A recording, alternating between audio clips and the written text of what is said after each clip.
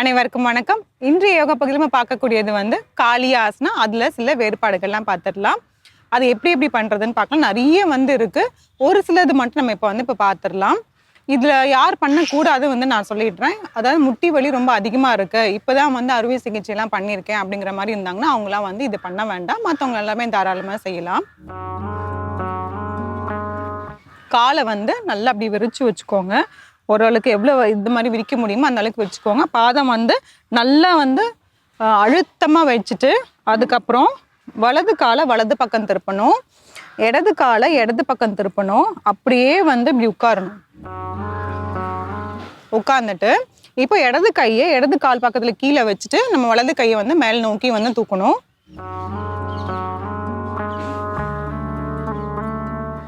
One 2 3 4 5 6 7 8 9 10. தளர்த்திக்கலாம். ஆழ்ந்த மூச்சு உள்ள இழுத்து வெளியே விடலாம்.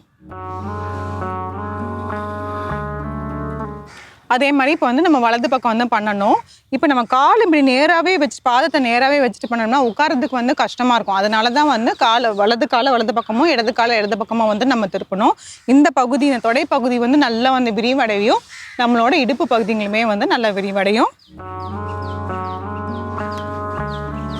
இப்போ வலது கையை வலது கால் பக்கத்தில் வச்சுட்டு இடது கையை மேல் நோக்கி தூக்கிட்டு அதை பார்க்க போகிறோம். 1 2 3 4 5 6 7 8 9 10. ஆழ்ந்த மூச்சு உள்ள இழுத்து வெளியே விடலாம்.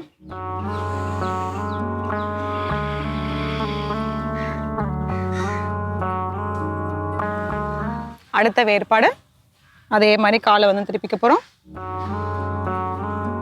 கைகள் நமஸ்கார முத்திரா வச்சுட்டு கையை முன்னோக்கி எடுத்துட்டு போறோம்.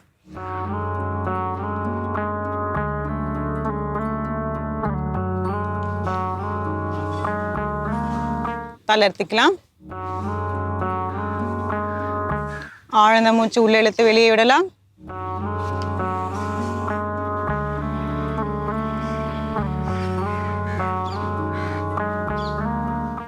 அடுத்த வேறுபாடு பண்ணிடலாம். அதே மாதிரி தான் காளி ஆசனா பண்ணிட்டு அதுக்கப்புறம் கைகள் பக்கவாட்டில் இப்படி நம்ம நீட்ட போறோம். அவ்வளவுதான். வலது காலை வலது பக்கம் திருப்பிடலாம், இடது காலை இடது பக்கம் திருப்பிடலாம். அப்படியே நல்லா அப்படி பாதி உட்காந்துருங்க.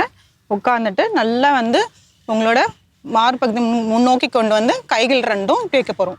உங்க பார்வை கீழ் நோக்கி இருக்கணும்.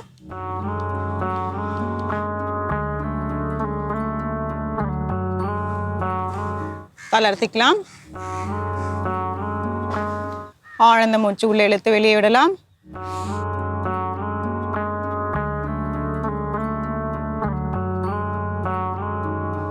இது மாதிரி நிறைய வேறுபாடுகள் இருக்குது. நம்ம ஒரு 3 வேறுபாடு தான் இப்போ நம்ம பார்த்துட்டு இருந்தோம். இதுவே நிறைய முறை பண்ணிகிட்டே இருந்தோம்னா பயிற்சி செய்ய செய்ய பார்த்தீங்கன்னா உங்களோட இந்த கால் தசைகள் அந்த முட்டிக்கிட்டே இருக்க அந்த தசைகள் எல்லாமே நல்லா ஸ்ட்ரென்தன் ஆகிடும். அதுக்கப்புறம் உங்களுக்கு கால்கள் நல்லாவே வலுப்பெறும். ரத்த ஓட்டம் நல்லாவே அதிகமாக போகும். செய்யும் போது பார்த்தீங்கன்னா கொஞ்சம் வலிக்கிற மாதிரி தான் இருக்கும்.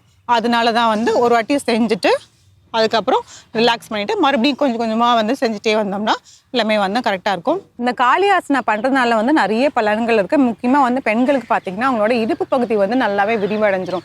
இந்த காளி ஆசனா கர்ப்பிணி பெண்கள் தாராளமாக செய்யலாம். ஆனால் இந்த மாதிரி வேரியேஷனில் பண்ணாமல் வெறுமனே காலை மட்டும் அகட்டி வச்சுட்டு வலது காலை வலது பக்கம் இடது காலை இடது பக்கம் வச்சுட்டு நீங்கள் நமஸ்காரம் முத்திராமே வச்சுக்கலாம். அவங்க செய்யும் போது பார்த்திங்கன்னா வால் சப்போர்ட்டோடு சேர்த்து செஞ்சோம்னா கரெக்டாக இருக்கும். இப்போ நம்ம இந்த பண்ண இந்த 3 வேறுபாடுகள் அவங்க செய்யக்கூடாது.